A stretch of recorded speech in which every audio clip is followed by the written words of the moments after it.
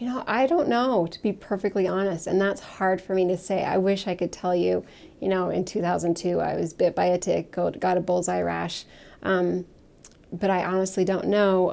My paternal grandfather had Alzheimer's disease, and my grandmother had a lot of autoimmune disease things, and sometimes, like I said, there's research that shows it can be passed down congenitally. So sometimes I wonder if I was born with it. I wish I had a set answer. I mean, it's all speculation, really. In high school, I remember I had a lot of costochondritis in my chest, a lot of inflammation and pain. Like during swim team, I had to take anti-inflammatories when I was about 17, and have heart tests and then really difficult pregnancies, chronic. I think for some people, it's like they get hit hard and they go down fast. And for some of us, it's just like a slow downhill slide. And that's more my story. It started with just chronically getting sick, lots of urinary tract infections, lots of sinus infections, and just basic weak immune system.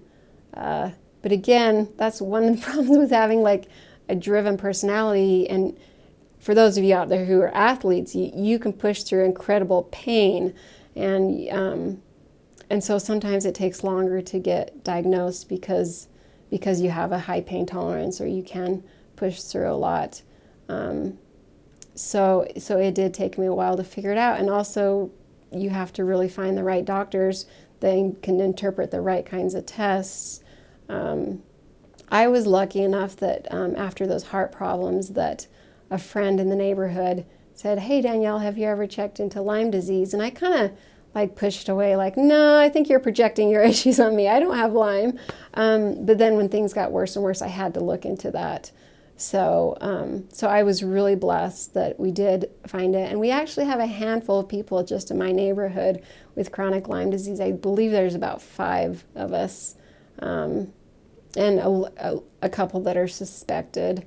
So if you have an illness that the doctors can't figure out what it is, sometimes it looks a lot like fibromyalgia. I've been diagnosed with fibromyalgia. It can look like chronic fatigue, migraines, just a poor immune system.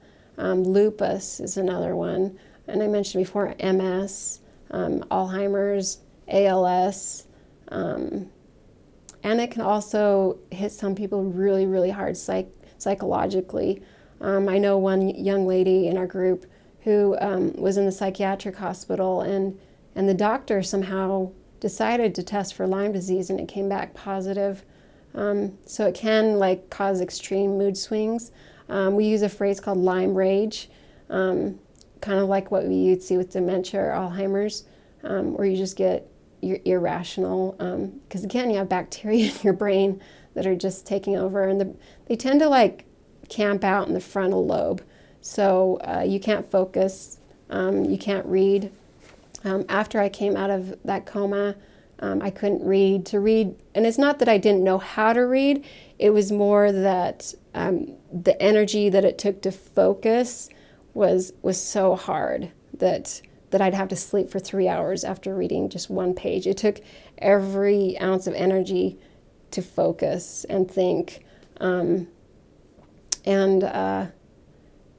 I came out of that coma, when you have a clear conscience, dying is not a bad thing.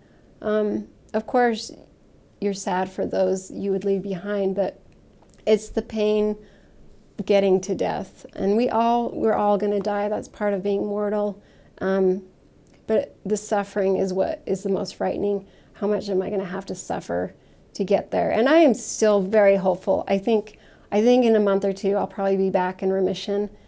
And we just recently did some genetic testing that told me that I have a lot of problems with methylation and detoxing and estrogen dominance, and I don't detox estrogen, which it could be linked to all the breast cancer in my family. And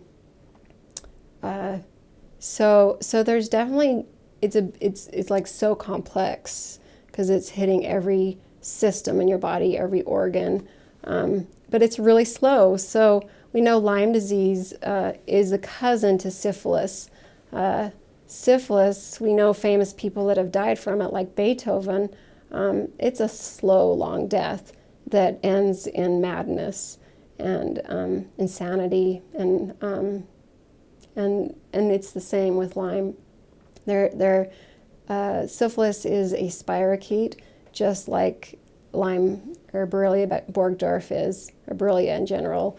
It's a spiral. So it's like this little spring that just embeds itself into tissues, and then they also like come together in a clump so that they can't, and build this, it's like this sticky stuff around them called biofilm, so the antibiotics can't get into it. And then there's one other form, it's called the L form, or like a bleb form.